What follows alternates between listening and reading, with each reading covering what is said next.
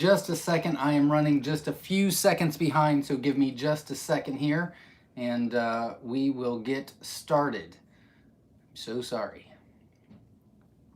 While I'm getting set up, which I am late again, I apologize, but this is our live Q&A on Mondays. It's very quick. If you have any questions, that is what this is for, so ask your questions. If you can, put a couple exclamation points at the end, and I will be able to see the questions a little bit better. I just came from Whiskey Tango Farms. We had a big announcement about QuailCon and a fundraiser, so you'll want to check that out on their YouTube channel. I don't know if it's still going live. It might be, so you can check that out as well. But if you have questions, please ask, and we will be happy to help. So here we go. Logan Graves is in the house, says, to those waiting, Zach is live with Whiskey Tango Farms. Yep, absolutely. Albert Diaz says, best food for each stage, veggies and grubs, okay. A few drops of organic vinegar and H2O. Brooder lights, how many hours on? And are all the colors the same? Yeah, all the colors are going to be the same as far as raising them. The Brooder lights we keep on 24/7 because we use the heat lamp, so there's light in there at all times. The vinegar is fine if you want to put it in the water. We've done that before, and we never saw a difference as far as anything. I mean, they didn't grow any better. They didn't grow any faster. They didn't lay any earlier. I didn't see a difference, but you can. Veggies and grubs are completely fine with them. They love cucumbers. Love, love, love. They like apples, but cucumbers are their absolute favorite. Just nothing citrus. And the best food, high protein for starter growers, I really recommend a crumble. We do have a feed video that you can check out that goes into that, but we use a pheasant starter for our starter growers, and then we actually customize our Caternix Corner feed. I can tell you this, I don't necessarily recommend a game bird feed.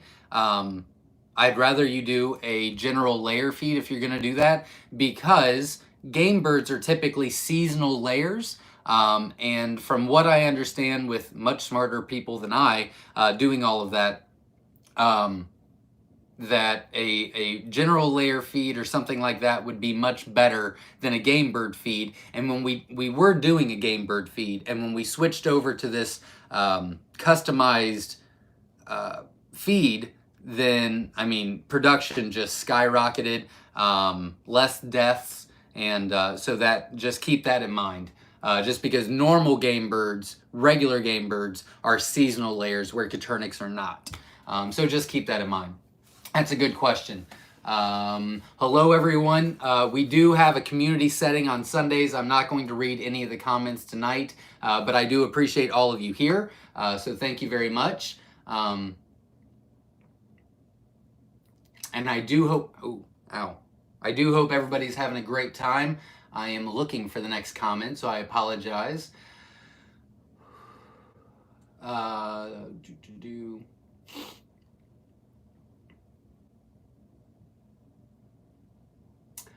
do you get a Little Giant incubator and USPS to work with you to get a good hatch?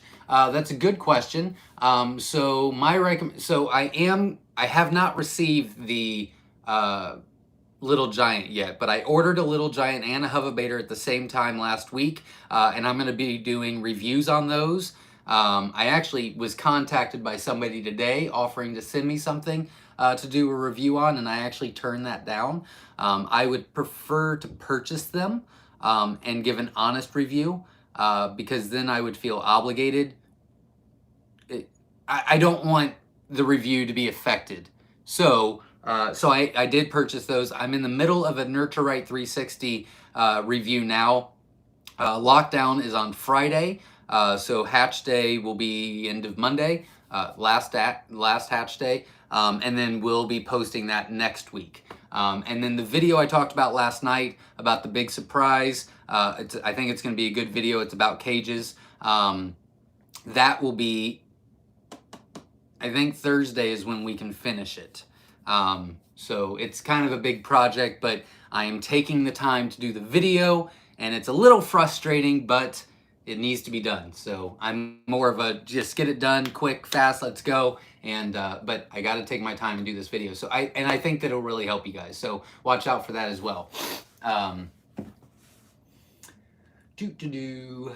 Really good. We're already planning for QuailCon 2022. Will there be any open discussion regarding events? Hoping we have a pickled quail egg contest. Yeah. So when we get closer, what I'm hoping to do is have a lot of things concrete by the mid of March. And then we'll get with the people that are majorly involved. We'll kind of finalize a lot of things and the speakers. And then we're going to do a couple different lives with suggestions and what you guys want to see and things like that. I mean, you're more than... I don't know what that was. You're more than welcome to email me with any suggestions about QuailCon now, and we'll put that in our notes. But we will be doing some lives before we finalize everything, and I'm hoping that about mid-April is when we finalize everything, give a detailed criteria, give a detailed schedule on both days, because it'll be September 3rd and 4th, I do believe. And then we'll put tickets on sale. But I don't want to do it too far out until we can actually confirm everything. Is this live? Yes, it is. What do you mean? I'm live. I don't know what you mean. Sorry. Why would I have a quail laying an egg without a shell? Usually it could be a fiber issue, but 9 times out of 10 it's a calcium issue.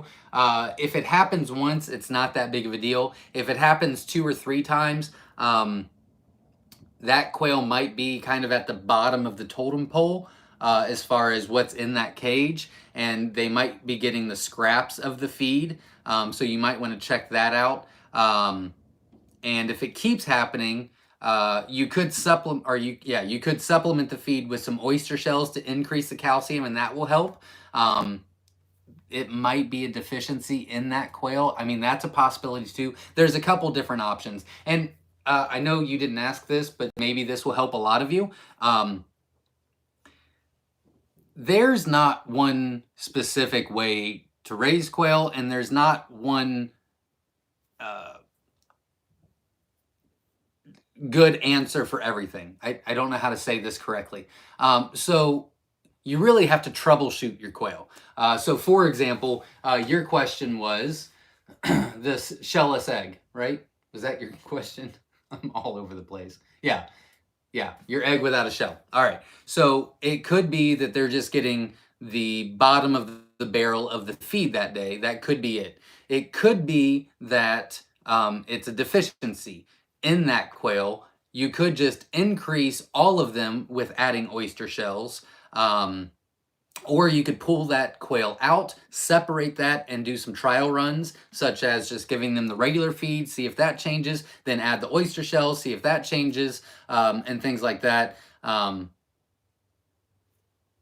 There's just a lot of different things you want to look at. So when you're raising quail, you really want to look at it more as a troubleshoot and try different things rather than, well, this is definitely what it is. Because it could be a lot of different things. And I'm sure I missed some ideas.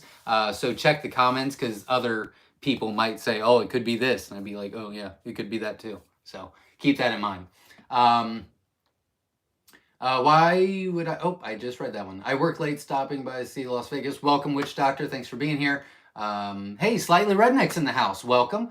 Jeb says, Zach, I found a drink cooler I'm going to turn into an incubator. Very cool. I'm hoping to start that project at the beginning of January. And I don't think it'll take us that long once we get started with that video. How many months should I let quail manure compost before tilling it into the garden? That's a great question. It really depends on a lot of different things. It depends on how much you're turning it. It depends on if you're adding anything to it. So we add ours with our quail, or with our cow manure, and we let it sit for about 3 months. But I am not very experienced in that. That's just what we do. And a goal for me this year is to do a lot of things in a lot of different ways to be able to give you different, because we've got our process here, but, a lot of people don't have the same process, like a lot of you don't have cows. So, I mean, my answer wouldn't work for you. So we're going to try a lot of different things this year and be able to give you much better answers throughout the year. But it's typically about 3 months from my understanding, but somebody that has more knowledge on this might answer in the comments. Pastime 84 says, on the veggies, at what age do you give to them? Anytime. I think the earliest we've ever done it is 3 weeks, but I mean, you could do it earlier. But typically I don't do it for the first, if they're in the brooder, I'm not giving them anything. Once they get out of the brooder, then typically we'll give them something then for the change, just to kind of say, hey, I know we irritated you today, but here's some cucumber. And then they go, oh, okay, I'm good. And then we'll do it throughout the year too. What the Quail Farm says, 6 months, so there you go. Compost really depends on several things. I agree with that completely. How long is the promo code good for? It is going to be good through 26th, Monday. I'm taking it off Monday after Christmas. So you'll have it all week this week. And we do have a promo code on the website right now. If you use the coupon code FUDGE, that's not it. That's not the holidays is the coupon code, holidays with an S on the end. You get 25% off your entire order. So keep that in mind. For some reason, I missed that announcement last night. Can it be used for delayed shipping? Yes, there's a note section at checkout. And in the note section, you can just say, I need you to ship the 3rd week of January or whatever the case may be. Also about what items listed out of stock. Also, what about items? The items out of stock are not going to be eligible for the coupon, but live quail are, all the eggs, all the supplies, all that jazz, everything on there is eligible. But everything out of stock, I'm out of stock already, and I can't do a discount on those, but I'm not selling those at all right now anyway. Good questions. Why dried worms rather than live? What?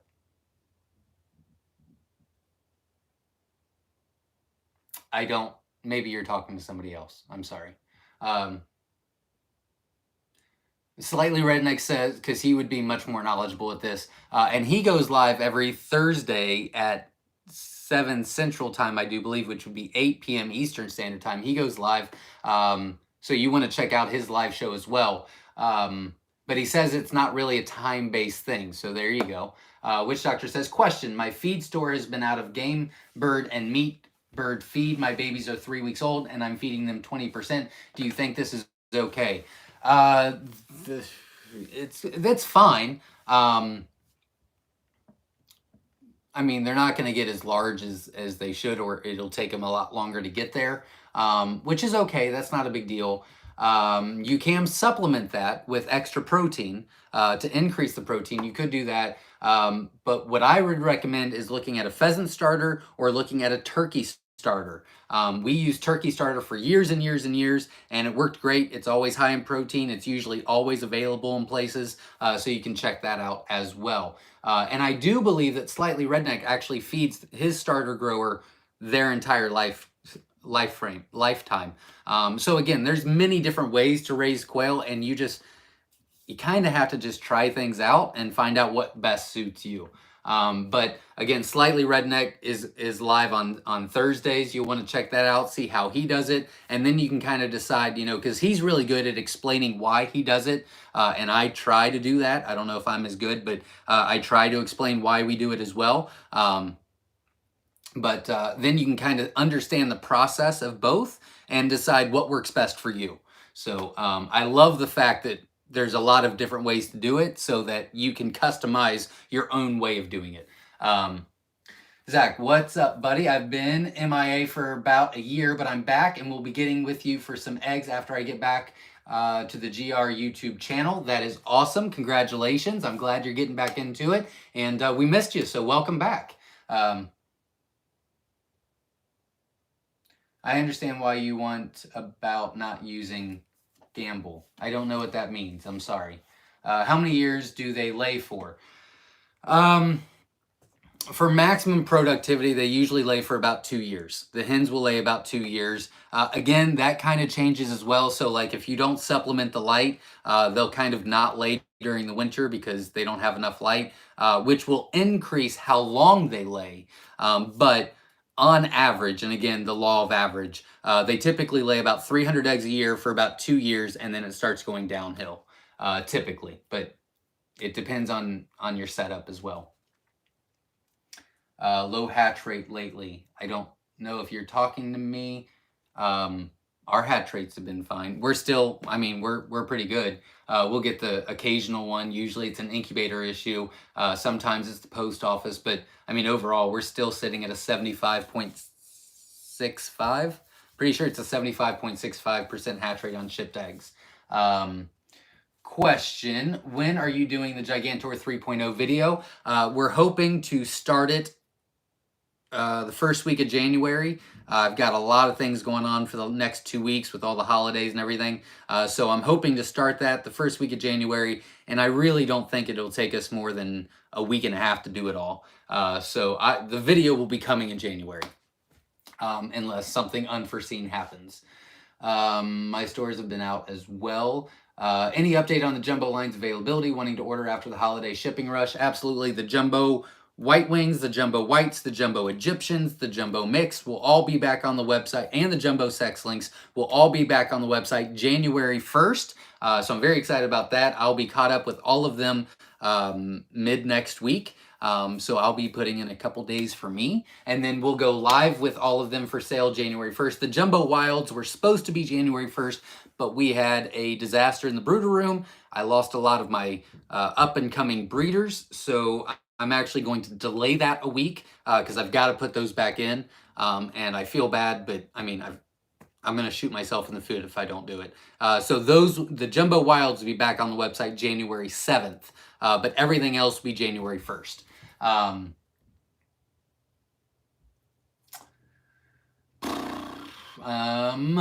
so sorry. Here we go. Amanda says, hello, how hot is the quail poop for gardening? I don't know how hot it is, but it gets pretty hot. But I don't know the temp. How many years do they lay for? I just answered that. When can I order jumbo wilds? Answer that. January 7th will be when those are back on the website. I really am sorry for the delay. I just hate when people wait weeks and weeks. It drives me crazy. So once I get to a threshold where I just can't handle it anymore, I take them off. But we'll make sure you're taken care of. And thank you for your patience. I really appreciate it. What diseases do we have to deal with in our quail? Also, how many birds can go in a brooder? It's a good question. It's a two-parter. So we recommend 6 chicks per square foot in the brooder. So in the brooder for the first 3 weeks, we do and recommend 6 chicks per square foot.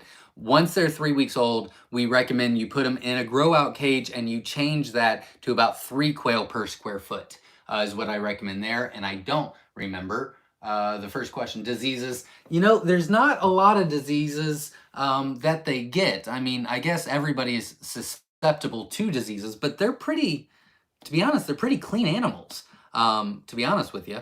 I mean, you can get different things. You can get worms, you can get this, you can get that. But I mean, if they're all housed together and if they're in a cage, we've, knock on wood, we've never had anything pop up. But yeah, I mean, it just varies. But it's very low on getting anything. I get not using gambled for egg layers, but is 30%, oh, game bird, okay. For egg layers, but is 30% game bird starter okay until 8? Yeah, absolutely. If you can get an affordable 30% game bird, that's fantastic. We use a 28%.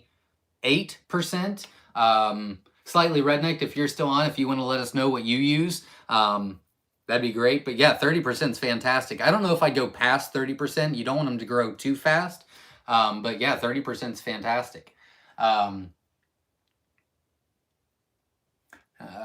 many years do they lay for? On average, I'm just going to say on average 2 years. I went into the reason for that, but 2 years. What happened at the farm you had problems with? Well, we're redoing some stuff in the barn, which is just very time consuming. And then the brooder room had some major issues this week. but that is fixed, and it was an electrical issue.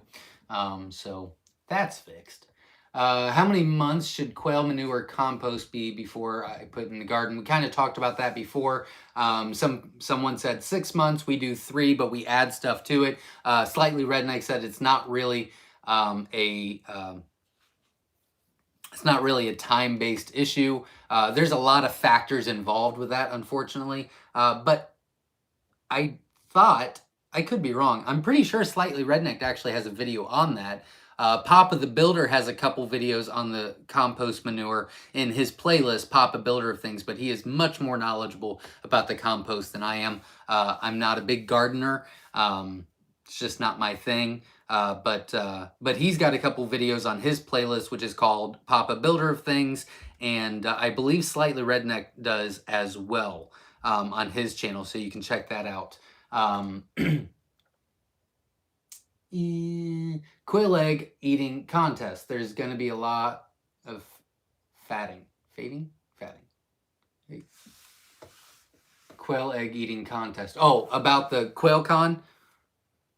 Ooh, that would be, I don't know if we'll do that, but we can write it down. Sue B, aka Farm Girl, says, will adult quail eat crickets or soldier fly larvae? Trying to find a sustainable food source for protein. Curious. Yeah. We've never tried the crickets, and I don't remember anyone ever talking to me about that, but soldier fly larvae for sure, 100%. But I don't know about the crickets. I would assume they're fine. Any other pics of you in the calendar? There is one more, yes. Yep. I really wanted to watch the footage on the methane farm you teamed up with. When will you release that footage? Well, that's a great question. As soon as they approve it. I didn't realize that it was going to be this difficult. So I'm working on it, but unfortunately I'm going at their speed, and their speed is not my speed. So as soon as I can. I mean, if they call and say, hey, you can come up Thursday, then I will change plans and do everything differently this week and go Thursday, but I'm really waiting on them. I know they're not back. Or the person that I'm dealing with is not back until January like 12th. So I won't even hear anything until then. So I'm not too sure on that. I'm sorry. I really feel like I'm not answering any questions tonight. So I'm really sorry, everybody. Question. Would you consider creating a poster table of the different colors side by side for those of us that look at a bird, chick, and think, I have no idea what you are? We are working on something like that. Yes, we are working on something like that. Slightly Redneck says, shellless eggs are common with young birds just starting to lay. It doesn't always mean there's an issue. That's a good point. So if they're young, then that's kind of normal. They're just going through the process. I was more in my head thinking that it was a older quail, but yeah, that's a good point as well. Don't forget to hit the thumbs up. Yep, hit the thumbs up, support the channel. I'd appreciate it.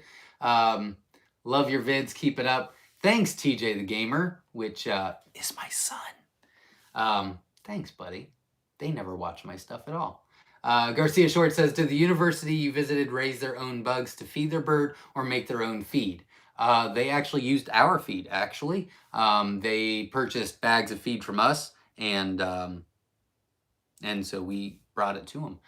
They actually just ordered some more, and for some reason, they have not. I mean, we put them in and we're doing another custom hatch for them because they want some more. And that's a good sign. I love it. They weren't expecting to do that until later on in the year, but they were super excited about it.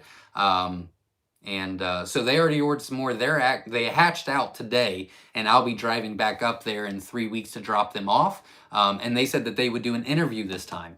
So I'm very excited about that. Can we publish a list of hotels, motels with reservation numbers by near Myshire during QuailCon? Betting I should make my reservation now, way too old to camp out. Yeah, we'll have all of that information available for you with contacts and things like that. But honestly, you can get on, TripAdvisor or anything like that and just do Miamisburg, Ohio, hotels near Miamisburg, Ohio, and that'll do it. But we'll have links where you can click on and get the best rates and things like that. Freedom Quail Farm says, are quail smart enough to pick through a chicken brand sized oyster shell, or do you always grind it down smaller? No, they are smart enough to do that. We don't grind anything here. And we're actually doing a test. We're doing some research on that as right now, as far as grinding versus not grinding. But no, they'll peck at things and be fine. They're not the smartest animals in the world, but they will do that. More questions, better answer. Why not cook the used shells and feed to the quail? You can, absolutely. That's a lot of people do that. Absolutely. When can I order Jumbo Wild eggs? They will be back on the Jumbo Wild's back on the website January 7th. All other jumbos, everything else on the website January 1st. How long can young Caternix roos dwell together in a bachelor pad pen before becoming brutal to each other? Should they have no less light to chill their hormones? Less light is ideal. When I have bachelor pads, they're always on the bottom because I've got 3 tiers. There's one cage, it's 4 tiers, but they're always on the bottom tier because it does help a little bit. Not a ton, but it helps a little. And well, it depends on what you do. So we separate as many as we can at 3 weeks old. So when we move them out of the brooder room, we put our males into one and our hens into the other the entire time. It kind of lowers and slows down the male growth as far as being mature, and lets the hens actually get a little bit bigger. They're not as stressed out because the males will become more mature. They'll become mature faster than the hens. Then they'll start stressing out the hens, and then the hens kind of don't gain as much weight. So that's why we do that. So with that being said, we've had males in there from 3 weeks to 12 weeks before, and there's really no issues. It just kind of depends on your method. But then there's other times where you could, put them in there at 6 weeks old, and by 8 weeks, they're brutal to each other. So it kind of depends on the process of what you're doing, which is a good question. Doris says, QuailCon, I missed that part, sorry to have you repeat. QuailCon is a convention that we have here at Myshire Farm. Last year was our first. I think it was a huge success. We had people like Whiskey Tango Farms, Slightly Redneck. We had Npip show up. Who else did we have speak? Maybe that was it. I mean, I spoke. We had a panel, we did tours, we did raffles, we had vendors, we had giveaways, we had a bouncy house. We had a lot of fun. This year we're going bigger and better, and it's going to be a 2-day event, September 3rd and 4th, which is a Saturday, Sunday, and we're going all out this year. And I was on Whiskey Tango Farms live at a half hour before I went on live here, and we've got... Okay, I'll say it. We came up with a calendar, and it says Quail Daddies on it. It's a calendar for 2022, and the donations or the proceeds that we get from this are going to sponsor QuailCon this year. So it's a fundraiser, and it's kind of cool, and we had a lot of fun with it. I'll show you 2 pictures, and if you're younger, you might want to close your eyes. But this is absolutely my favorite. This is Chris from Slightly Redneck. Whole lot of fun. I may have went in a different route. Again, I apologize in advance. Kind of regret it, but I did something more like this. So maybe the calendar is not for everybody, but we had a lot of fun. There's no nudity or anything. We just had a lot of fun with it, and hopefully they will be live. We announced it tonight, but they will be live to purchase for the fundraiser for QuailCon in hopefully next week on whiskeytangofarms.net website. They'll be selling them on there because Whiskey Tango Farms is a co-sponsor of QuailCon, as Myshire Farm is as well. And more information will come once we get closer to it. I noticed I'm getting an egg a day with no spots. Shell is structurally fine, just lacking the spots. Is that anything with food? It is something with food, but I wouldn't worry about it. It's going to be just fine. All I can get is game bird starter or chicken type crumble. Either one would be fine. If it was me, I would do the chicken crumble. But other people would do the game bird starter, so I don't think you can go wrong. It's either whatever you want to do. No, I wouldn't worry about it. And usually that'll change. Give it a couple weeks and that'll change.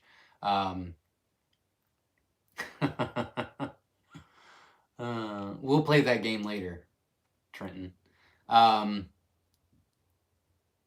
Can you provide a link for everything you put in your Gigantor 3.0? Are you using pheasant egg trays for jumbos? Actually, the pheasant egg trays just came in today, so we will be putting eggs in next week. That's as soon as I can get to them. So we're going to try those out, and once we try that out, then we'll know what we want to do with the Gigantor.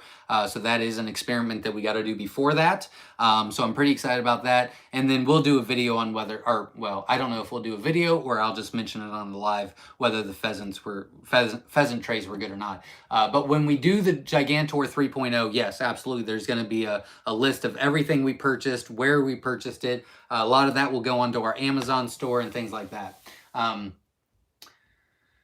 Slightly Redneck says he does feed starter for all his birds. And sorry, we'll rewatch. Got a phone call. Well, thanks for showing up. Make sure to hit the like button and subscribe if you haven't already. Well, thank you very much for the support. I appreciate that. Verna and Ed Got Bait are my moderators on here. They are fantastic. So I want to do a shout out to them. James says, question, read an article about large chicken hatcheries that actually put food in the hatchers. Do you think quail could benefit from some variant? I don't think so. We've tried that before, and it wasn't ideal. It just gets so humid in there. The feed was really getting moldy. I mean, real fast, because it's real hot and real humid. And then when they're hatching, it gets even more humid in there, and it just did not seem to work it well. And they're really not hungry for the first 24 hours. So, but we take ours out at 24 hours. So if you're leaving yours in for 48 to 72 hours, I would still put some feed in there. But we take ours out, and we recommend take your chicks out, all the dry chicks every 24 hours. So when the first one hatches, 24 hours later, open it up real quick, take the dry ones out, close it back up, and you're good to go. It's a good question. We have tried it. We didn't do a really good research on it. We just tried it a little bit, didn't like it. It wasn't for us. So can't give you a definite answer, but it wasn't for us. What do you look for when picking out the best quality eggs to incubate? It's a good question. It depends on what it is. You know, jumbos, we're looking at a certain size range. I don't really care what it looks like. It's more of what's the size and what's the shape of it. And then, we see how it goes. Zach, will you be wearing those outfits from the new calendar at QuailCon? No, I will not. All of that has been thrown away, or it was Jenna's clothes.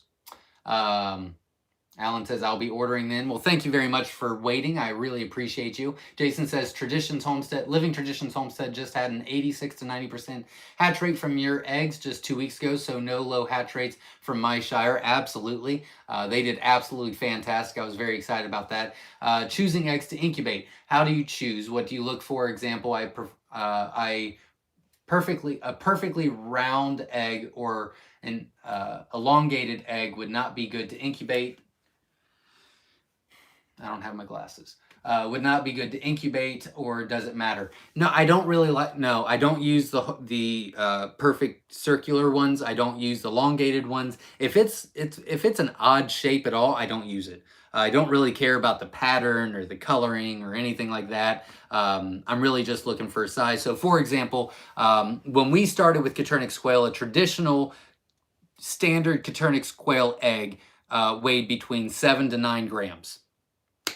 Well, the standard for Myshire eggs for 2022 is now like 11.5. It's somewhere around 11 grams, and that's for all standards. So that's pearls and fab fees and golds and scarlets and rosettas and everything. So this year we really focused on egg size for everything because I want other people to have those colors, but I want it to be useful for them as well. So I didn't want them to have such a small egg.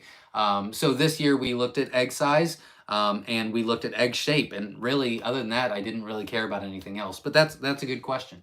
In regards to QuailCon, would it be possible to consider east of the Rockies and west of the Rockies QuailCon? Yes, we understand that finding a suitable location would be a consideration. We might think about that down the road. At Myshire Farm, we can save a lot of cost by having it here. I mean, it's a lot of work to put together, and it's still a lot more expensive than I thought it was going to be. But I mean, we wouldn't have to rent a location. So maybe down the road, but since this is just our second year, we're probably not interested in doing that anytime soon. That's a good question, though. What happened with your incubator? It was not the incubator, it was the brooders. A whole breaker just blew, made a disaster of a mess.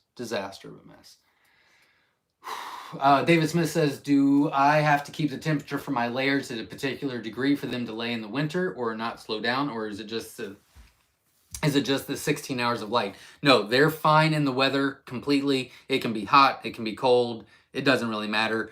Make sure they can get out of the elements, rain, sleet, wind, whatever falls from the sky nowadays. I don't even know.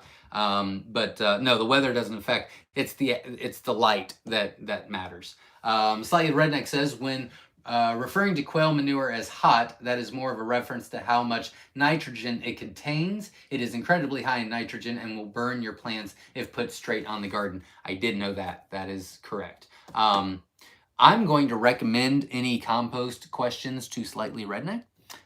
Because I am just not informed of all of that stuff. We compost the brooder droppings, the brooder poop, but all of our layer cages now go into a different program completely. We have to dry it out, and we don't even do it anymore. We work with someone else, so I'm just not very well educated on that part. I apologize. I was looking, and it looks like Bob White, I would get the same...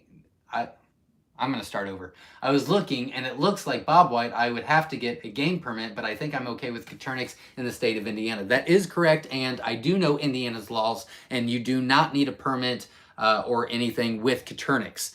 They don't consider Coturnix to be a game bird there or poultry, so Indiana is fine. You don't need any of that for Indiana, but Bob White's you would.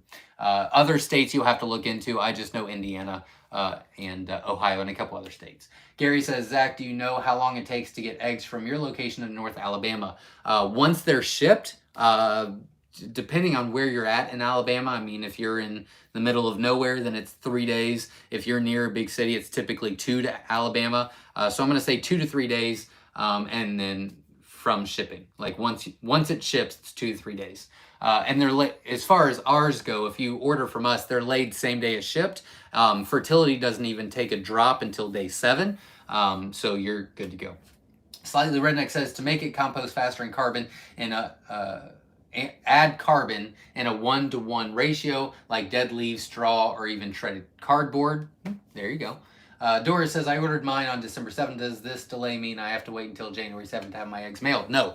We took them off because we had too many orders, so I'm getting all of you guys out before I even sell one more egg, because I don't like that. But Doris, I'm pretty sure that you go out Monday. You're actually projected to go out, I think you were projected to go out tomorrow, actually. Like, you're at the top of the list. But I'm not shipping the rest of the week because the post office said don't, or they won't get them until Monday. And I said, well, that's not good. So yeah, so I can't, but I can put eggs in, so I'm good with that. But you are actually delayed a few days, but you should be getting yours next week. Doris, if you want to text me, 937-760-7282. It's also on our website, my phone number. You can text me and I can give you an exact date. I'll check. I don't have the ship list, but I'm pretty sure you're either right at the top or like a few down. Like you definitely will go out. Slightly Redneck says, I use a 30% protein. That's great. We use a 27, and we recommend between 25 and 30 for the starter grower feed.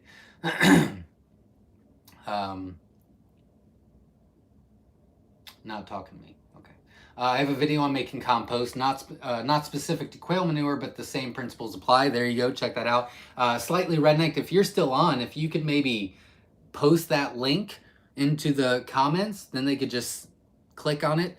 that might help some people that are really interested into it. But definitely check his video out, and check his channel out as well. And if you have any questions about that video that you watch from him, again, he goes live every Thursday, so check that out as well. And I'm talking about Slightly Redneck, and he's got the YouTube channel. I'm up to 4 eggs laid from my 10 hens that hatched on October 31st. So that's 4, 5, 6. That's great. You're doing just great. Congratulations. The rest of them will be not too far behind. Congratulations. Where can we get the calendar and when is it available? We're hoping that it'll be available next week on whiskeytangofarms.net. I will do a short, which is one of those 15-second videos that I do on our YouTube channel. I'll do a short when it's available. And then obviously I'll mention it on the YouTube lives and things like that. But there was one thing we wanted to fix before we went live, but we wanted to let everybody know in advance. So there you go. Zach Speed. I don't know what that means, but hopefully that's a good thing. Can I raise quail in wood frame boxes inside a 70% green covered chicken area? Will chickens attack the crates of quail? They might mess them up a little bit. I would maybe, you could. I know there's customers that actually put chickens and quail together. I don't really necessarily recommend that, but maybe if you could get them off the ground a little, you could put those in the cages and have the chickens on the bottom. You could definitely do that. That's what my recommendation would be.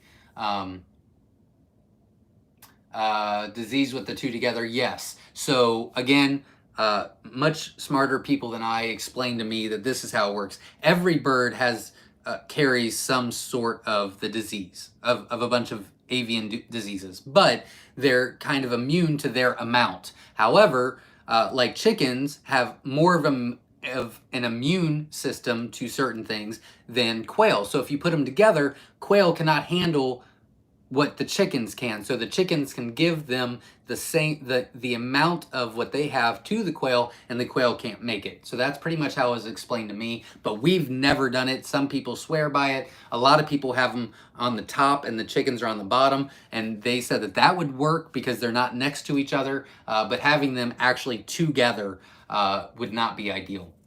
In one of your videos, you stated we should have a research and development section. And how important would that be to someone just starting out? Not important. I wouldn't, yeah. I mean, we didn't have a research and development for the first 3 or 4 years. We were just trying to start a business, build our flock, understand things. And then once we were very comfortable with things, then we would start doing a research and development thing. It's a lot of fun, but yeah, I wouldn't take it too seriously at all.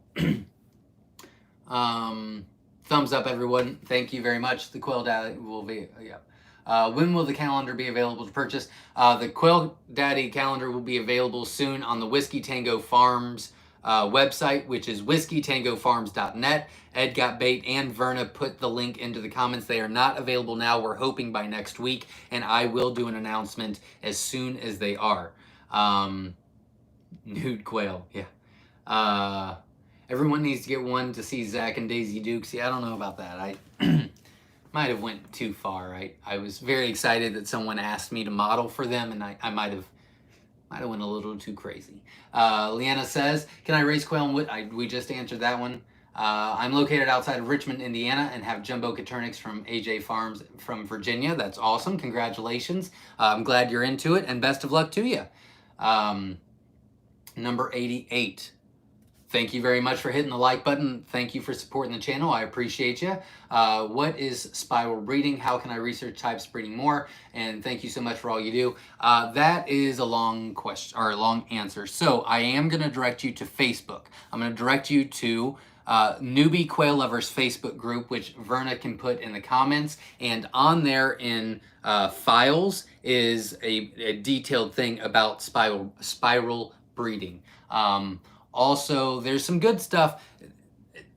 The concept of spiral breeding is the same for all animals. And I know that I looked up before, not too long ago, because I was thinking about doing a video on it, but I chose to not do it right now. But there, I think it was like the first or second article that came up on Google, and that was a really good explanation as well. But the Facebook group Newbie Quail Lovers, in the file section, is a very detailed explanation of spiral breeding. That would take us like 45 minutes for me to explain everything, and then there would be a lot of questions, and then we'd never get off. How many days does it take for quail to hatch? It's a good question. Anywhere from 16 to 20. Ideally, they start to hatch on day 16, huge hatch on day 17, and then they finish up on day 18 and 19. But it varies on temp and humidity and things like that.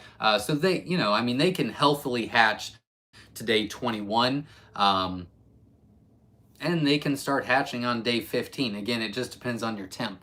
I had someone contact me today and said, hey, I moved them today and I've already had 3 hatch. And I said, what day are you on? She said 15. I said, your temp is too high. I said, what incubator are you using? They said a Little Giant. And I said, yep, okay. So we are testing that out. They're getting the Govee thermometer that I recommend on our Amazon store, and we will get them taken care of. So we kind of manipulated the Little Giant to get them to have a good hatch. But I mean, it can happen early. Where did you purchase pheasant egg trays? That's a great question. I don't remember. It was on Amazon. I have it saved, but I want to test them out first before I recommend them. But it was on Amazon, and they were very hard to find, to be honest with you. I was very shocked. I was like, how is there no options? So if they work out well, we will put them on there. Yeah, have to get a permit in North Carolina. There you go. I'm not getting any picture or sound. Has this live started yet? It has. I hope you guys can hear me. Oh dear God. What are your thoughts on incubating eggs without turning? I think that you can do okay without turning. I am a big believer that you shouldn't do it. It's just not a good practice. The reason why you want to turn the eggs is because you're kind of wanting them to develop evenly. You don't want them to be developing on one side. You are risking, and that's the big issue. You're risking the possibility of having weak chicks, deformed chicks, low hatch rate. Now, is that going to happen? Not necessarily, and not every time. But why take the risk is my point of view on that. That's a good question. And that comes up a lot. So that was a great question. And if you have any questions, feel free to ask. And if you've got the question, most likely other people do as well. When ordering egg trays to stack on the counter, not for incubator use, are quail egg trays fine for both standard and jumbo, or should you go bigger for jumbo eggs? When ordering egg trays to stack on the counter, not for incubator use, are quail egg trays fine for both standard and jumbo?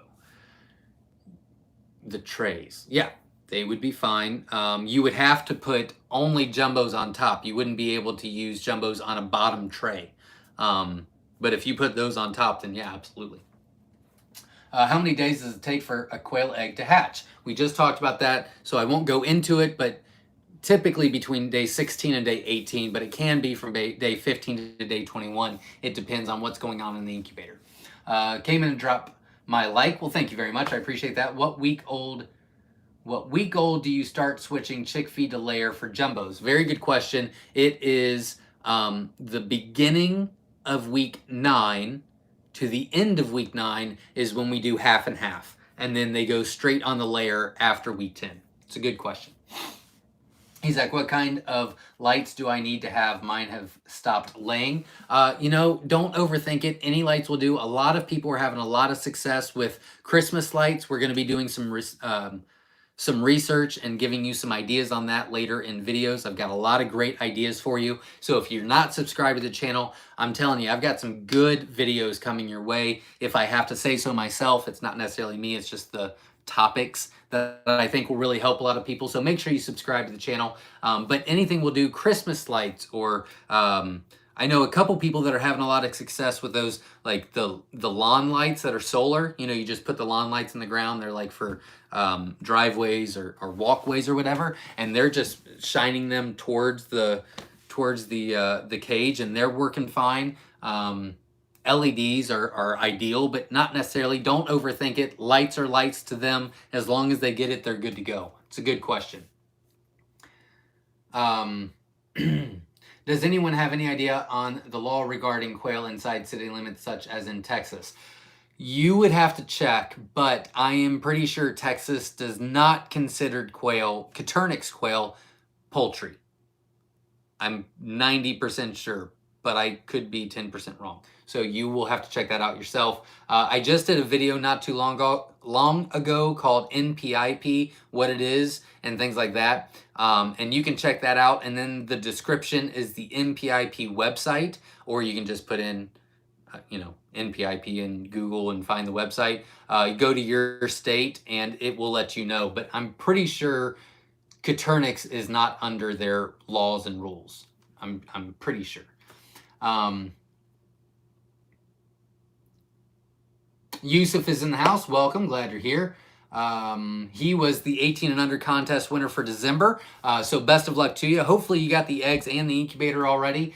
So best of luck to you. I've not heard, but best of luck. What's the name of the farm feeding their quail hemp seed? Are they on YouTube? Not that I know of. I don't think they're on YouTube. And they are not a farm. They are just a backyard raising quail. They've probably got maybe 70 to 100 right now. But they're doing great.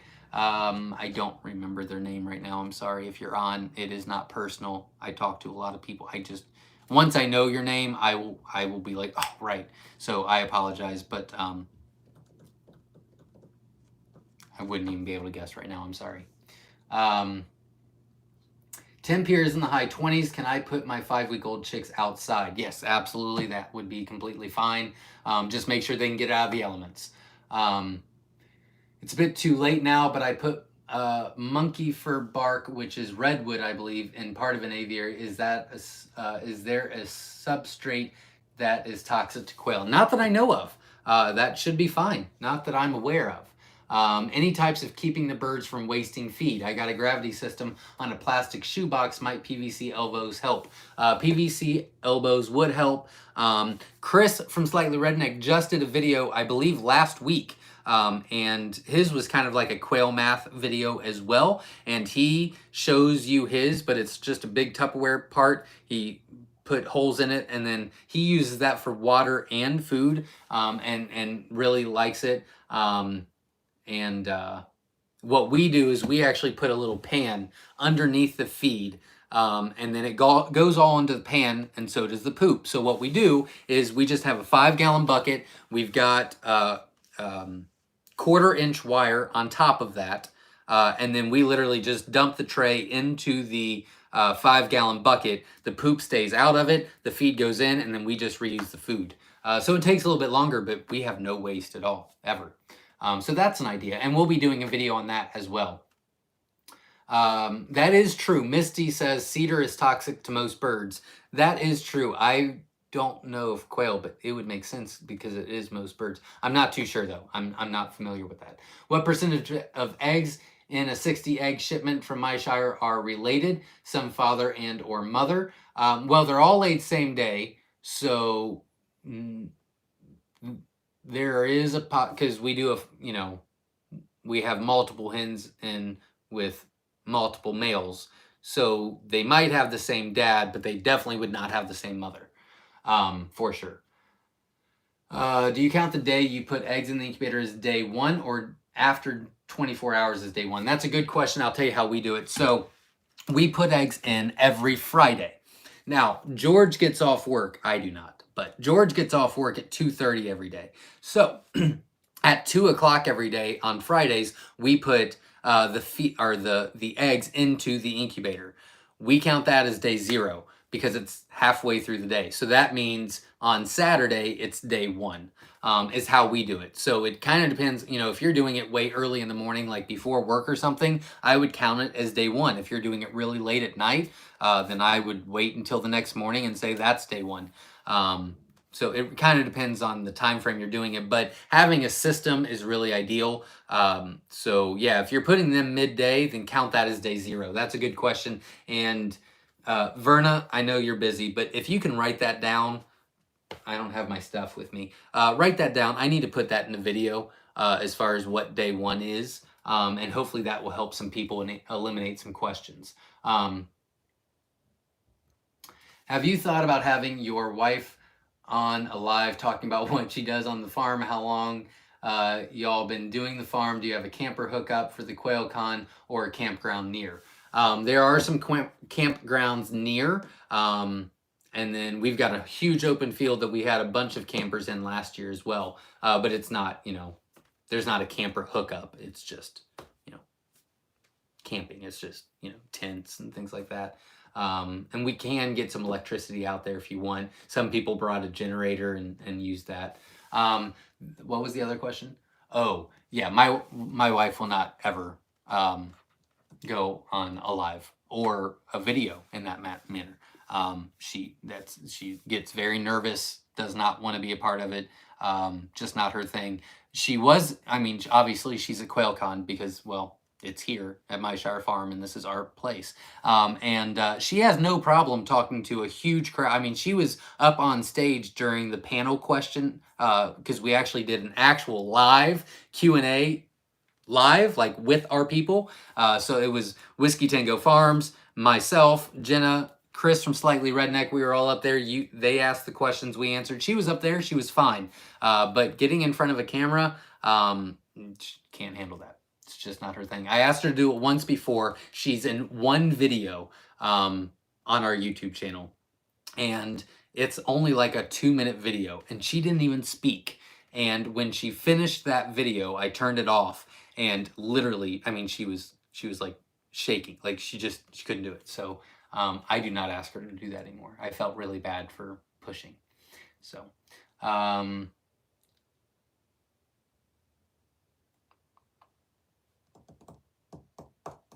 Npip. I'm sorry, Victoria, Texas. It's Npip. So it's, I don't know. Well, it stands for, I can just tell you what it stands for. It's the National Poultry Improvement Plan. So National Poultry Improvement Plan, NPIP. Do you have to worry about inbred quail like I have 8 quail? So a lot of chicks I hatch have the same father, mother. Will that affect them? No. You can do that for about 3 years before you need to introduce new blood. It's completely fine. Don't worry about it. You're not going to have any issues. Once 3 years is up, I would recommend at least getting some new males in or just getting some new hatching eggs in or whatever the case may be, and that will help you. I recently heard someone say they were NPIP and AI certified. Do you know what AI stands for? Yeah, avian influenza. So they are tested for AI. So for example, we're actually considered a hatchery by the state and federal government now. So we get tested for pylori and AI and something else. I forget what the other one is now. But we get tested every quarter. So we get tested. No, I lied. We get tested. Yeah, every quarter, every 3 months we get tested. And so, yeah, we used to be tested twice a year, which is normal. That's normal. But now that they have upgraded us to a hatchery, which I have my own feelings about, but once they've upgraded us to a hatchery, which we did not ask for, then we get tested once every 3 months, which I do not care about at all. But that's what that stands for.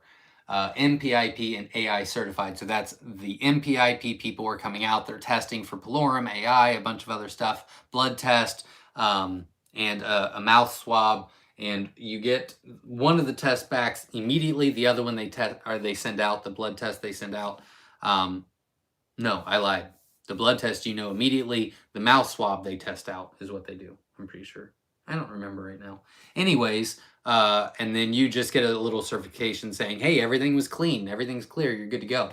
I received the eggs 2 days ago. I put them in the incubator yesterday. Thanks a lot. Very excited. And the incubator also came. Awesome. Good luck. And obviously keep me posted. And Yusuf, if you're still on here, if you can send me some shots or anything, I'd love to do a video about your progress. You don't even have to be in it if you don't want to, just the product themselves. But I'd love to show everybody, the progress of the 18 and under contest.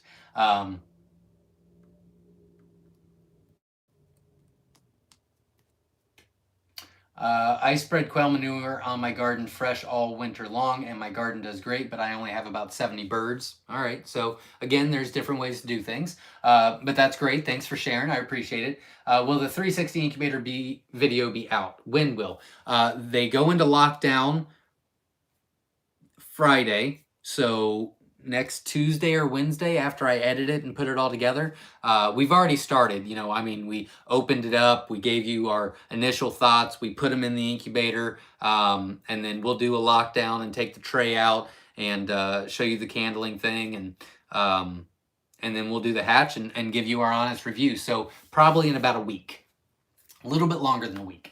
Plus it gets tilled several times before planting. There you go. Hey, I just hatched my first clutch of quail eggs and I only had 12 out of 48. Any suggestions? Huge fan of the show, by the way. Well, welcome. Glad you're here. The Charlie Show. Glad you're here. Thanks for showing up. Well, if they are from us, you need to contact us and we will put you back on the ship list and we will try again and you will get a good hatch rate. We'll make sure of it. But with that being said, before I ship out, we want to fix your issue. So I would need to know a lot more information. Since you only had 48 eggs, I'm pretty sure they were not from me, because we don't have a 48 count. But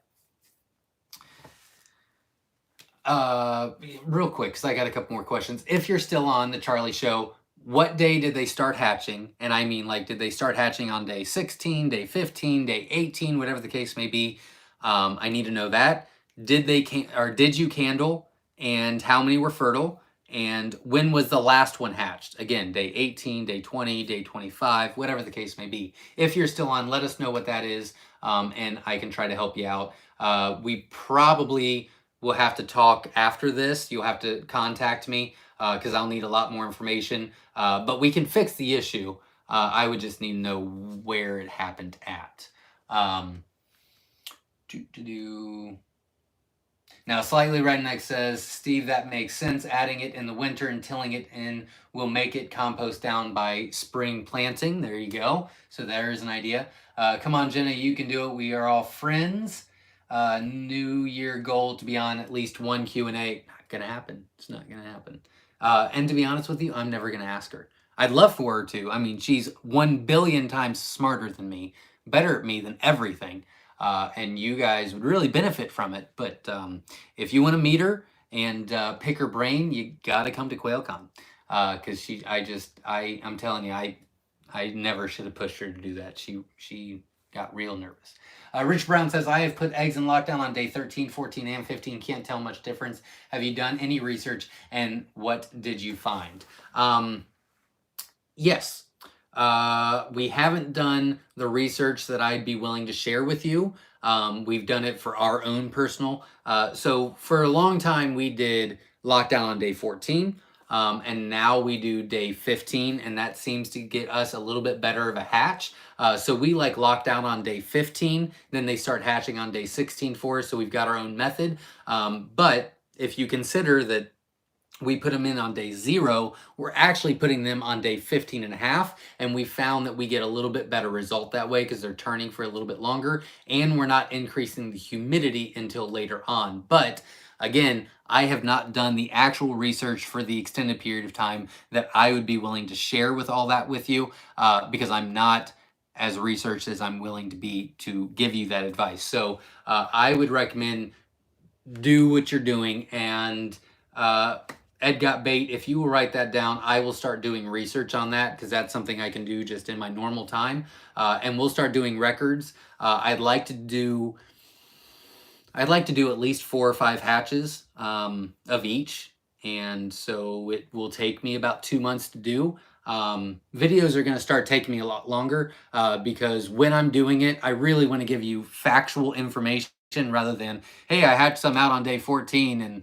they did fine. Like, I don't want to do that. You know what I mean? So I will start doing that. But Ed or Verna, if you can text me that, I will put that in my notes to start. And we've actually got some going into lockdown on Friday, not in the Nurture Right 360 in ours. Victoria, Texas, donated $5 to the channel. Thank you very much. Any donations that come to the channel are going right back into the channel to help you. So we're going to be buying products, test them out for you, better equipment for better sound or whatever the case may be. So we are going to, our goal this year is to give you better videos, better concrete information, better research, and more interesting videos, better quality, better sound. And so that $5 will actually go a very long way. So thank you very much for the donation. Okay, great guy. Oh, well, Richard Brown, I do want to say that it wasn't that much of a difference. It wasn't that much of a difference, but we did see a difference. And again, I don't know if I even wrote those numbers down. I think it was more of a, oh, all right, let's just keep doing that. So again, it's not, I don't have the research I need to do that, but it wasn't that much. It just was, well, we can do that. It's not a big deal. So, okay, great, thanks. I also bought these eggs from eBay, and I only bought Celadon eggs. Didn't know if the Celadon eggs had a different hatch rate. Not that I'm aware of. Our Celadon eggs don't. Whiskey Tango Farms sells Celadons. If you're going to get Celadons, I'd recommend checking them out at whiskeytangofarms.net. And as far as I know, the hatch rate is the same. It's the same for us. We just don't sell them. We're still researching them. We were thinking of selling eggs at the farmer's market. What kind of license should I look into? You will want to check your state because everywhere is different, but I am 60. I'm going to say 60%. 60% sure, maybe 70, that all you need is a egg producer's license, which is only like 20 bucks a year.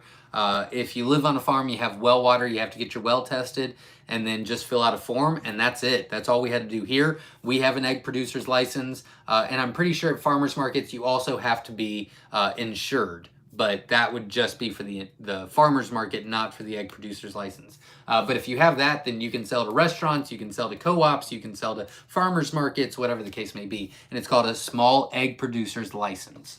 I got my Celadons off eBay too and got a pretty good hatch. There you go, James. You say 3 years breeding, or do you mean 3 generations? No, I mean, well, I guess it depends on how fast you're hatching out and what exactly you're doing. I need to forget that everybody has different breeding programs. Yeah, okay, you're right. You're right. 3 generations.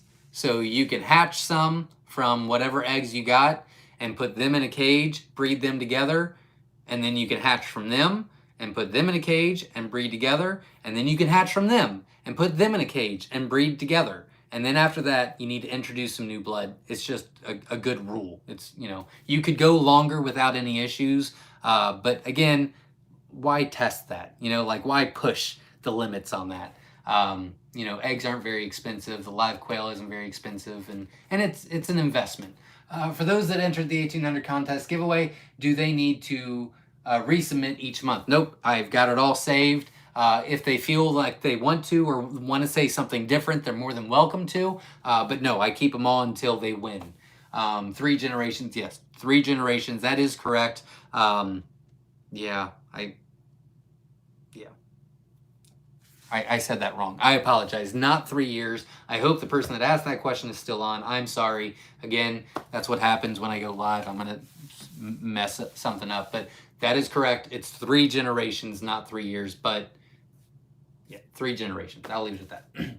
I appreciate Zach's help. Thank you very much. The Charlie Show says, didn't get my eggs from Myshire. Sorry for the confusion. I grabbed a 48 pack of Celadon eggs and still have an air incubator. I have a still air incubator just to get a little experience. Sure. Okay, I would need to know that information. I don't see that you gave it to me yet. So I would need that information. I need to know on what day they started incubating, what day they ended incubating, and if you candled, and if you did candle, what were the results? And then I can pretty much tell you a lot from that. Is it better to have 1 male with 5 hens in a single pen, or is it okay to have 8 males and 40 hens all in the same pen? Either one. You can do either one. The 8 males and 40 hens. Is that what you said? Yeah, the 8 and 40 is called colony breeding. That's what we do here. They do fine. It's not a big deal. I personally recommend colony breeding. There's less water issues. You know, there's less watering because they're all in the same cage. You don't have to feed multiple cages. I mean, I know it's the same amount of feed, but you're not doing this and you're not doing that and you're not doing, you know, it's one place. You can keep them all together, you know, less pans to clean, whatever the case may be. I like the colony breeding. I recommend it.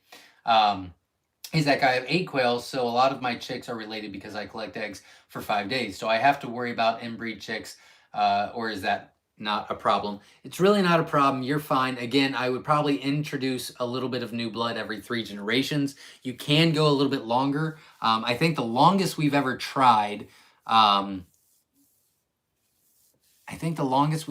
was 6, and that was a long time ago. And I wasn't a huge fan of 6. So you can go longer. But again, 3 generations, that gives you quite a bit of time. And so that's just what we recommend. You can go longer, to be honest. But that's just what we recommend. That's a good question. What is your hatch rate percentage in house? Have you also tried not turning? Yeah, we've done the no turning thing before. And we had a decent hatch. I don't remember. I mean, it wasn't super high. It wasn't super low. It was in the average range. But then we've done it a couple different times. There was one time that it was bad. That was the last time we did it. And then it just got me thinking, like, why? Like, why not turn them? Like, it doesn't make sense. So we just stopped. We had a bad hatch once, but again, we've done it a couple times before, and they did okay. So like, if you forget to plug in your turner or whatever, it's not a big deal. But a best practice would just be to turn them, because then you're eliminating even more risk. And that's really what your goal is with raising quail or anything self-sufficient, is you want to eliminate as much risk as possible, is my thought. It's a good question though. What is our hatch rate percentage? Well, our fertility rate percentage is 95, and our hatch rate percentage is probably around 90. We could probably do a little bit better, but we pretty much like put them in and leave them. Like, we could probably do a little bit better, but that's typically what we get. But it's pretty much a put in the Gigantor and we'll see you in 15 days kind of thing. Our local farm, I did it again. Our local farm feed store said we could sell our quail there. What recommendations would you have for good printing advertising, since I won't be there to actually educate and enthuse? That's a good question. I guess you would have to come up with your own thing. I can give you an idea of what I would do. If I was doing that, I would actually put probably, I would probably use a double-sided flyer is what I would do.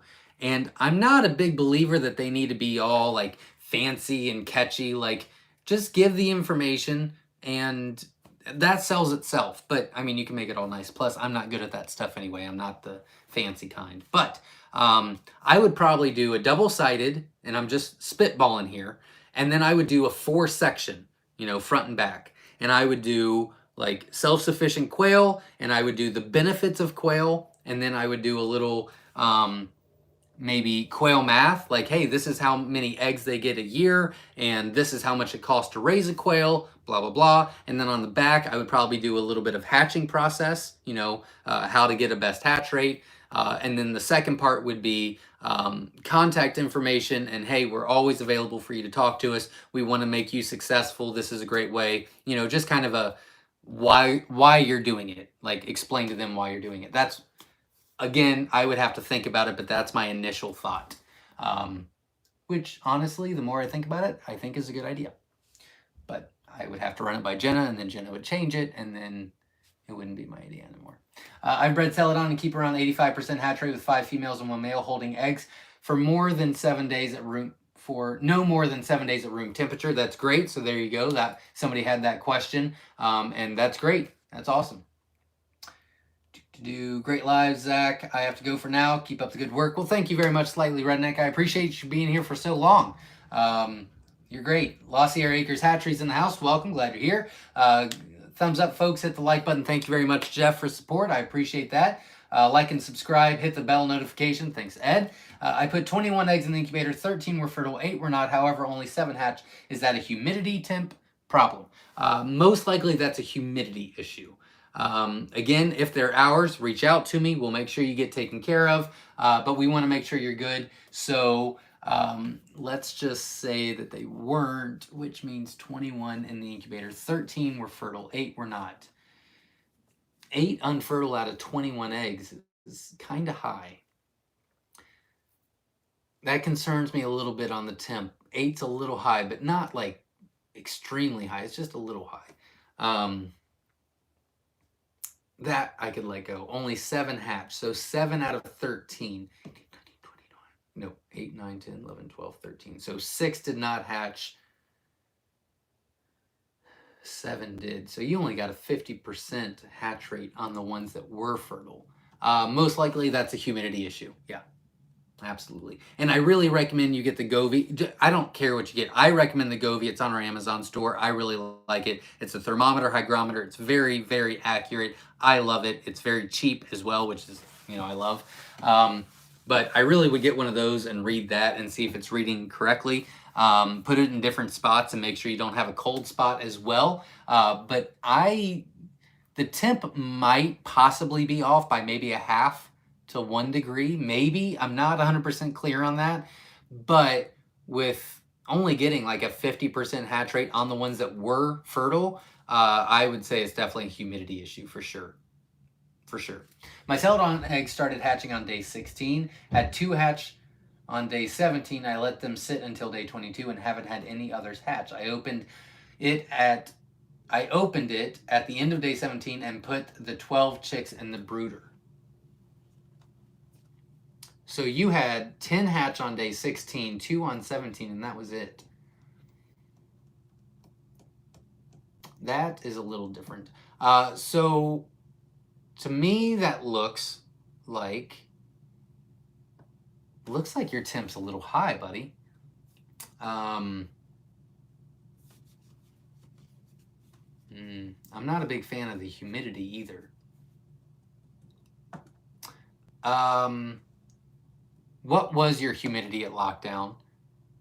What was your humidity at lockdown, and what incubator did you use? The Charlie Show. What is a good price for quail for local sales? It's a great question. I'm not a really big believer in answering that. I think that you're going to have to find that out on your own. The reason I say that, not because I don't want to help you. I do. I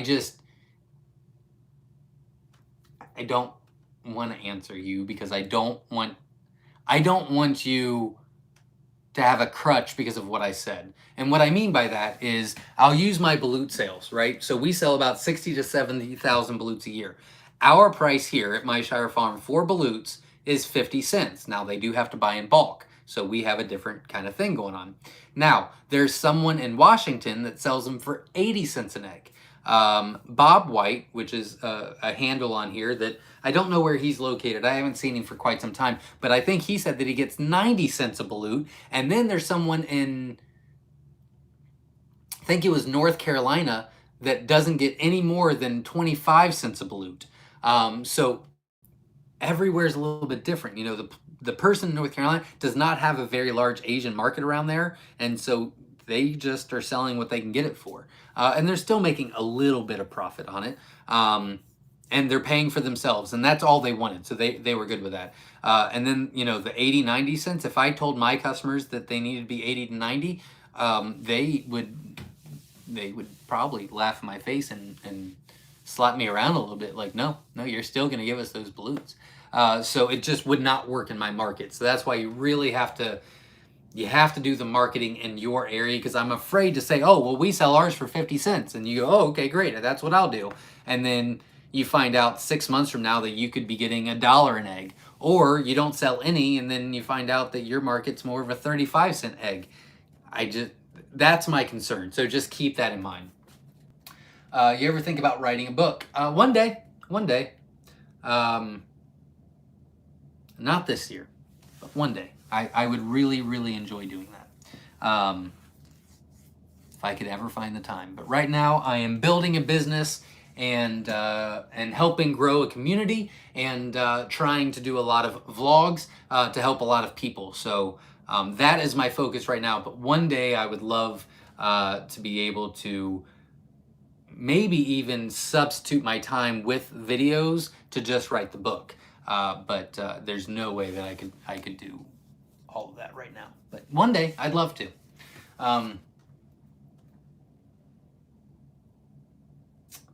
Have you ever thought of bringing in any bloodlines from a foreign country? What would the process with the FDA? I want to import giant guinea pig breed for meat. We have, we did not, but we have. The SSCs and the Celadons were actually imported from Canada many years ago, I think 2006. Both of them came over in 2006, and we did not do that. So there's been some great benefits. Unfortunately, there's been a lot of illegal importing and exporting lately, and oops, sorry. That's not good. You really need to have a very strong breeding program, I can tell you that. This is what I'll tell you about that. You really need to have a very strong breeding program if you're going to import or export. They need to be handled, they need to be tested, they need to be researched for a minimum of 2 years before you offer any eggs off your farm. You need to see if there's any lethal genes in there. You need to see if there's anything going on. There's a lot of research you need to do because what happens when one day someone, brings something in that they shouldn't have brought in, there's a lethal gene, and all of a sudden it goes everywhere. I mean, that not only would that destroy the community, but that would that'd be awful. Then the government's going to get involved, and I'm just really against. I think it's really bad for the community. Now, legally importing, I think, is a great idea. We've looked into it. There was one time we were trying, and it just didn't work out. It's really expensive to do it right. And I mean thousands and thousands of dollars. Typically, you have to get approved, which Npip does, and then you have to find a local vet. The vet has to be licensed to do the FDA and export genes, and then they have to be willing to come to your farm. Then they have to test your facility. They have to mark and inspect each egg that's going out. Then you have to take that paperwork immediately, same day, to wherever your local place is, like ours is in Columbus, which is 2 hours away. You have to have them sign off on it, notarize it, and then you have to ship same day. I mean, it is a long process. And then having a vet come out, inspect, take the day to do that, inspect your property, the paperwork, all that. I mean, it gets expensive. And it just didn't work out last time. And then we looked into it about 2 years, right before COVID, we looked into it again and to import some stuff. And I just didn't find anything out there that I was like, it wasn't worth it to me. So that doesn't mean we won't do it in the future, but it's a long, hard process for sure. And then you've got to have those. Those would have to go into a separate barn for 2 years. So I'd be taking care of 2 different barns for 2 years. And so, I mean, it's not only is it a lot of expenses up front, but then if you're going to do it right and sell to the public, then they need to be, separated and isolated and tested to do it right. It's a good question. What the Quail Farm says, if you see chicks having a hard time getting out of the shell, would you recommend helping them out of the shell?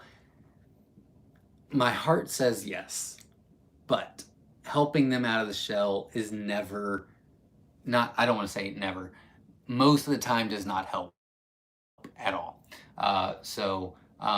If they're having a hard time getting out of the shell, that's usually a true, a sure tell sign that your humidity is a little too low and need to increase that by about 5 to 10% if they're having that issue. So keep that in mind. I did candle my eggs also. My first dozen seemed fertile that I could tell. Okay. If you want to get with me this week, 937-760-72, 937-760-7282 is my phone number. You can text me. It might take me a little bit of time. I'm real busy this week, but I'll get with you. We'll talk it out, and we'll find out what's going on. I've seen an ad for $4 for an egg. We want to do jumbos in a 360. Would 50 be too many?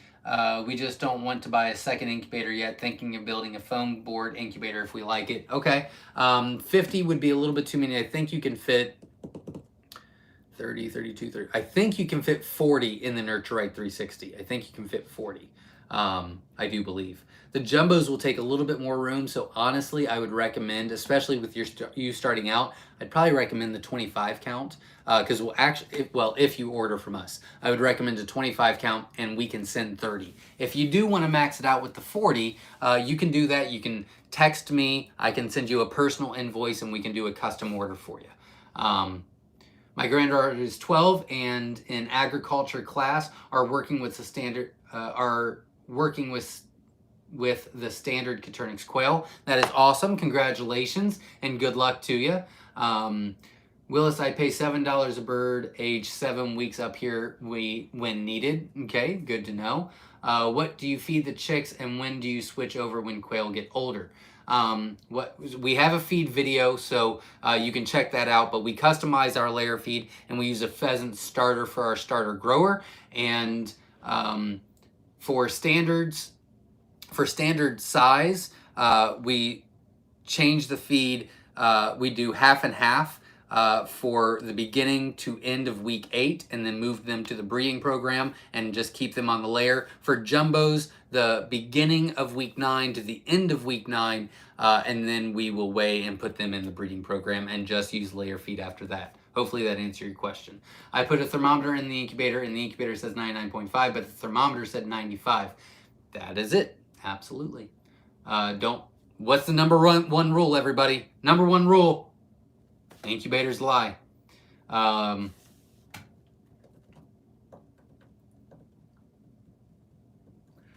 Zach, have you and Pop thought about making egg turner and sell them?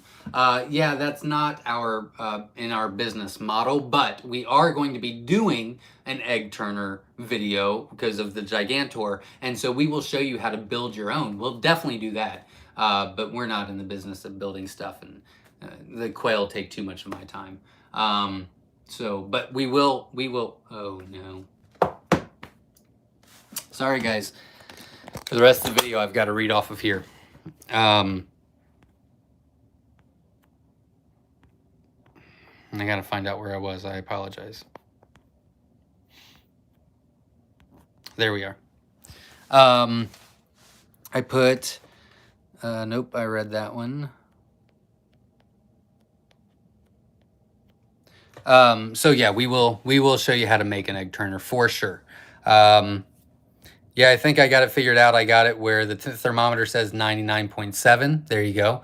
Lethal gene, yeah, it's possible. I know the UK has a lethal yellow. We don't have it here in the States, hopefully, that I know of. But yeah, I mean, there's lethal genes out there. So you got to be careful. Do you breed for the Celadon gene? I do, but we don't sell them right now. If so, how many generations until you get what is considered true blue egg layers? That's a good question, and I don't have the answer for that because we're still researching them. Have you thought about trademarking your own version of quail like Texas A&M? Maybe one day. I'm a big believer that you need to have quite a bit of generations in before you do that. So, I mean, just calling something it's not really the right way to do it. So we're not there yet. But yeah, absolutely. When I get to the right generation mark, then absolutely, I'd love to do that. Incubators lie. That's right. Absolutely. I heard it takes 2 weeks to ship out jumbo eggs. Is that correct? Thank you, Zach. Yes. We're about 2 to 3 weeks out on jumbos. Now, when we put them back on the website January 1st for all the jumbos except for the jumbo wilds, they go back on the website January 7th. I'm hoping that it'll only be about a week to a week and a half. I get a lot of eggs a day, but we get a lot of orders. I mean, I just don't think there's any way around it. So, especially Little Giant. Gigantor 3.0 coming soon. Absolutely. If you drop an egg and crack it while transferring from tray to lockdown, what should you do?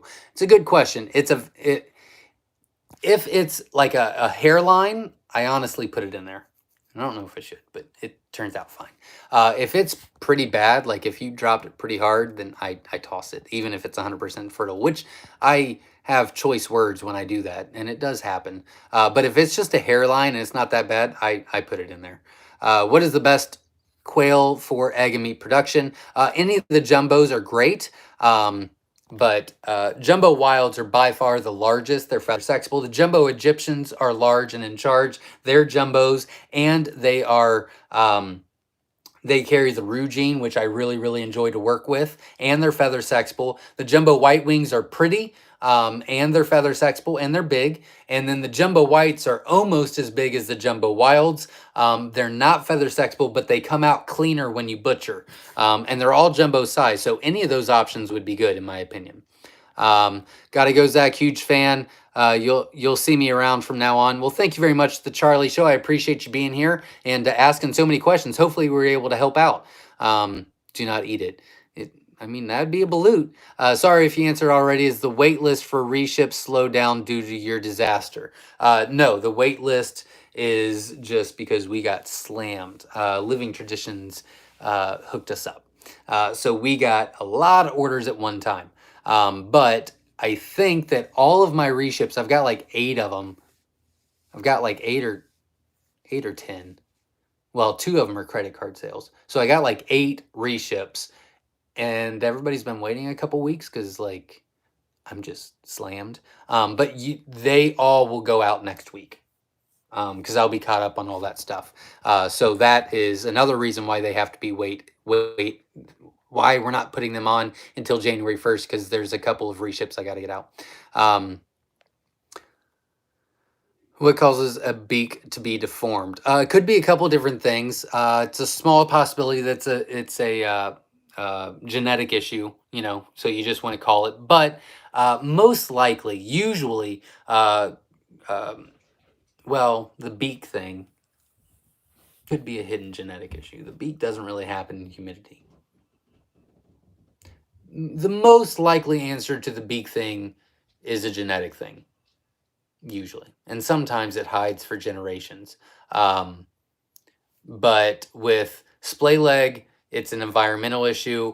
With curled toes or wry neck, that is a humidity issue in your incubator. So there's a couple things. And a video of that needs to be coming out. Ed, if you'll text me that too, just put issues with quail, and I'll know what you mean. I'll mark that on my list because I think that would benefit a lot of people. Me and my dad were talking about balut, and on day 14, could the chick not be formed with feathers? Day 14, they will have feathers. Yep. It's a good question. What does a balut taste like? I've never had one. I sell a lot of them, but I've never had one. And looking at your website, because your coupon offer, LOL, your growl fee looked different than what I thought of mine as growl fee. Mine looked like a Rosetta in both brown and gray and scalloped pattern. There's a couple different varieties of the growl fee. We put our growl fee with Rosettas, so they're going to be a little bit lighter, but they're going to have much more pattern on the back. Some people put them with Tibetans. We've put them with Scarlet, so we have quite a bit of varieties on those. On their chest, is that a different color?